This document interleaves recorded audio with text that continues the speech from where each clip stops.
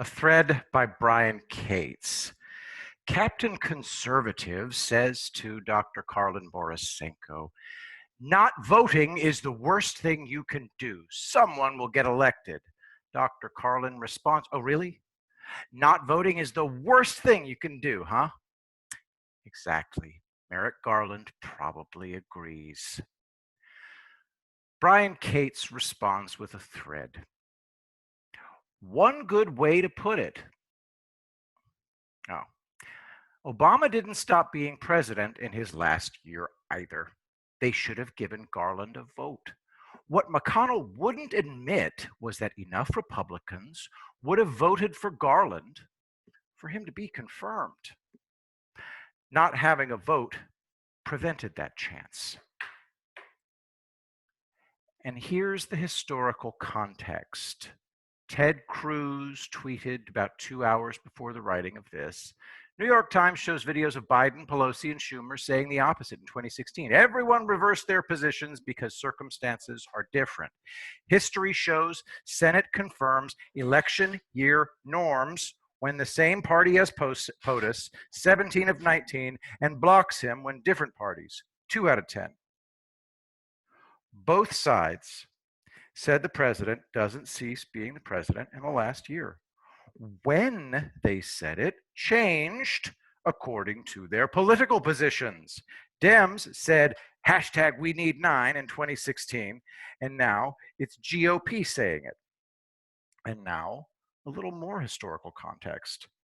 Democrats and the radical left using lawfare to enforce their agenda and to block actual democracy starts in the nominations process. They went blatant with it back with Bork. But just in Bush's day, George W. Bush judicial appointment controversies, plenty of them.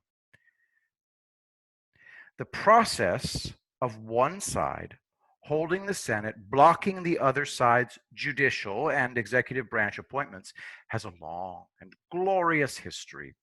Filibustering, not bringing the nomination to a vote, or voting down the nominee, each course of action is legitimate.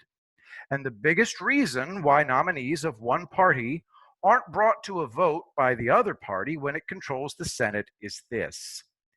The party leadership knows there might be enough crossover votes from defectors in their party to confirm the nominee. We're in an unusual historical moment right now. Had Hillary won in 2016, the left and the Democrat leadership would not have gone stark, raving, batshit insane over losing control of the courts and the ability to block the nominations process.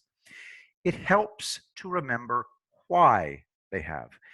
It matters so very much to the radical left to stack the courts with activist radical judges because why? Well, I'll tell you in the next tweet. Losing control of the courts and watching what Trump and McConnell did for the past 4 years drove the left baying at the moon crazy, because most of the biggest victories of the left never came through Congress. They came through the courts. The radical left knows most voters won't go along with the full Howard Zinn style leftist agenda for America. How this systemically horrible, racist, evil country needs a transformation overseen by elites from the top down. So they use Congress to get some things done, and what they can't get through Congress, they'll have the courts impose by judicial fiat. They also use their activist judges to block attempts to stop their agenda or pass democratic laws that contradict their woke agenda. Obama had everything poised to finish this country off when Hillary won the 2016 election. He deliberately left hundreds of judicial vacancies unfilled for her to put a tidal wave of woke jurists into.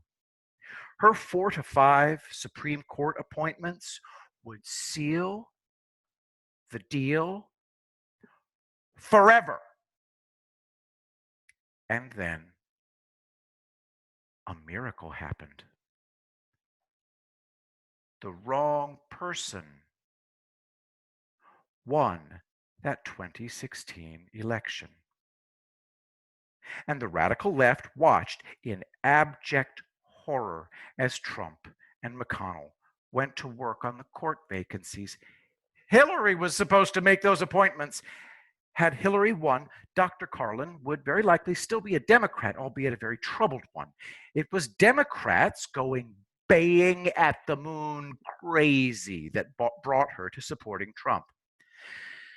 The context is what drove them insane.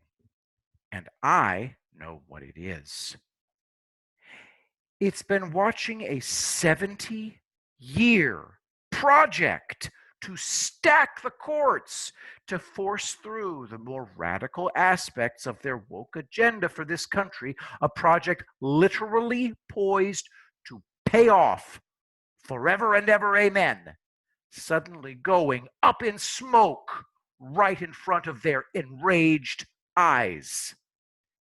And though we can argue about process, and I can even agree that Garland should have gotten a vote in Obama's last year, in the larger picture, it turned out to be a net plus for Trump that the woke left didn't get the 5-4 majority it sought.